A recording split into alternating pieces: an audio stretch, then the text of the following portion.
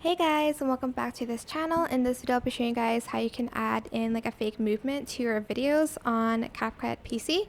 So I'm just going to select this video right here, and then I'm going to scroll down until I see AI movements. Select it, and you can either select dynamic, zoom, shake, or soft. I'm just going to do zoom for mine, and I'm just going to wait for it to process. You can adjust everything here once it's done processing, so just wait for that. You can like scale it up, I guess. I think they have like the rest for the other movements, and this is what your video will look like. I hope this tutorial was helpful for you guys. Don't forget to like, comment, share, and also subscribe to this channel if you haven't done that already.